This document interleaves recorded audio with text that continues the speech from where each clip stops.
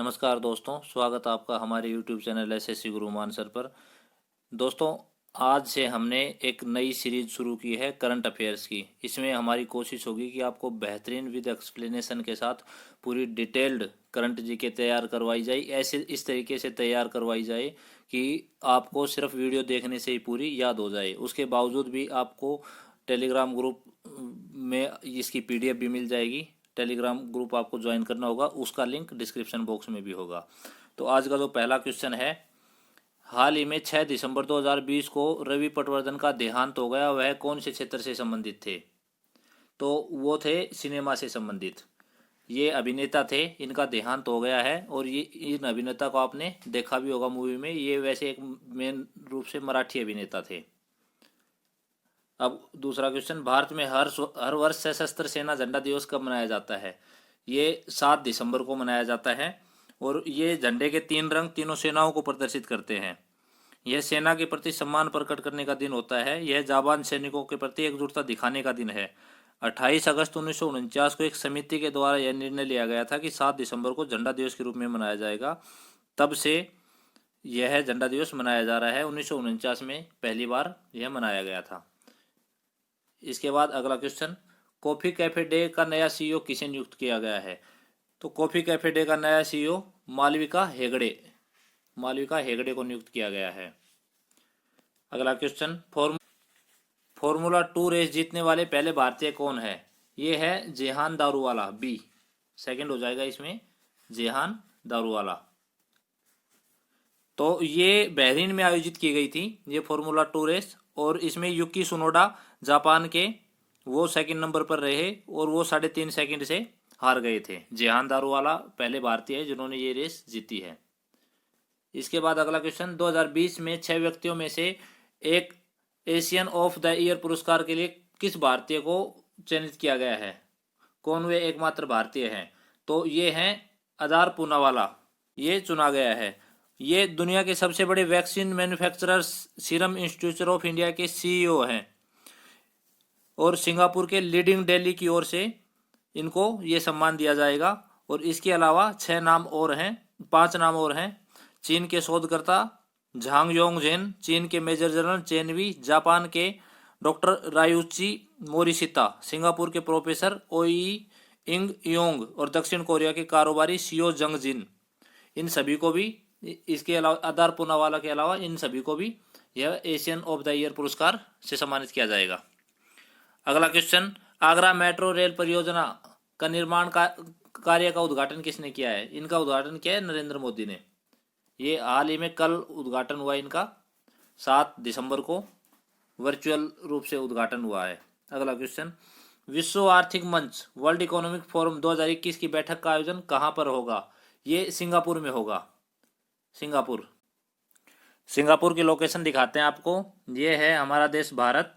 और इससे अगर हम ईस्ट की तरफ चलेंगे तो ईस्ट की तरफ थाईलैंड के नीचे मलेशिया, और मलेशिया के यहाँ ये है सिंगापुर।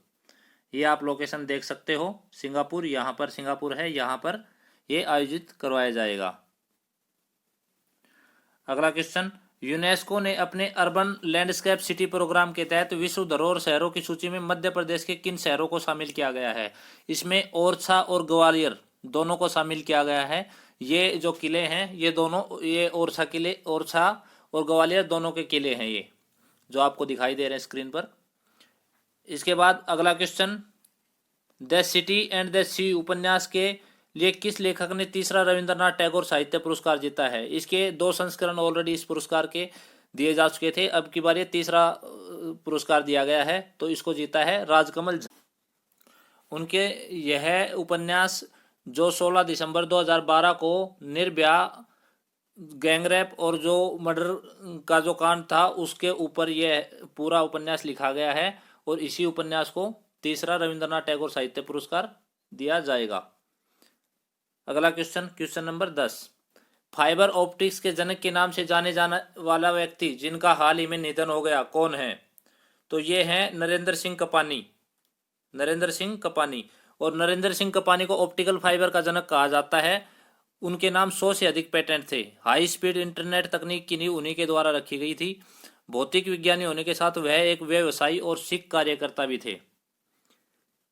अगला क्वेश्चन, अभी हाल ही में रिटायरमेंट की घोषणा करने वाले कोरी एंडरसन किस देश से क्रिकेट खेलते हैं? ये आपको अच्छे से पता होगा, न्यूजीलैंड से ये खेलते थे। अभी हाल ही में इन्होंने रिटायरमेंट ले लिया है। नीति आयोग द्वारा जारी आकांक्षात्मक जिलों की रैंकिंग में किस जिले ने प्रथम स्थान प्राप्त किया है? इसमें ममित, मिजोरम का जिला ममित, इन्होंने प्रथम स्थान प्राप्त किया है। और जो बांका बिहार है, इन्होंने द्वितीय स्थान प्राप्त किया है। इसके बाद ढेंकनाल ने तृतीय स्थान प्राप्त किया है, गुना ने चौथा स्थान प्राप्त किया है।